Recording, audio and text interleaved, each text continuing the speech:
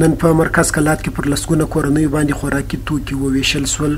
د ځوانرغ خیریه بنسټ مسؤلین وایي چې دا مرسته په امریکا کې د میشتو افغانانو د بسپنې د مرستې څخه سوې چې پر شاوخوا 100 کورنیو باندې د خوراکي توکو ترڅنګ د اختر میوه هم وویشل شوه. نوموړي وایي چې په دې ولایت کې اقتصادي ستونزې او غربت زیات دی چې له امله یې خلک په ګڼو ستونزو کې ژوند کوي چې لا هم ډېرو مرستو ته اړتیا لري. نن پر 100 کورنیو باندې هغه مرسته چې په امریکا متحده ایالاتو کې د با احساسو میشتو افغانانو لخوا راټوله سوې ده. نن د ویش لړۍ پیل شوله.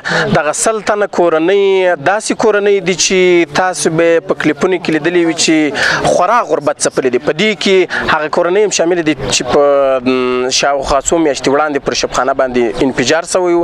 د شهیدانو کورنۍ هم پکښې لاسنیوی سوی ده. 50 کیلو وړه، 15 لیټره غوړي او 8 کلمه اختریز توکي په دې کې شامل دي. مرسته سوي کسان که څه هم پر مرسته خوشي ښیي، خو زیاتوي چې دا مرسته باید د لږې مودې لپاره ستونزې حل کړي، خو په ټوله کې ستونزې خورا زیاتې دي او د دوامداره مرستو غوښتنه کوي.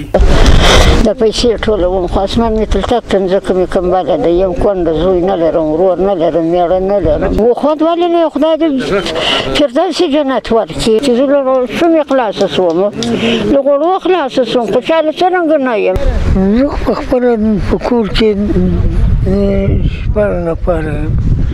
یوه مې 20 شپې 15 شپې خو مې بس کېږي. ډېر په خوشحاله یو، تر حد ډېر بیخي په خوشحاله یو. د خلکو د کور ودانۍ موږ سره مرسته وکړله، تر ډېره وخت هم بسېږي.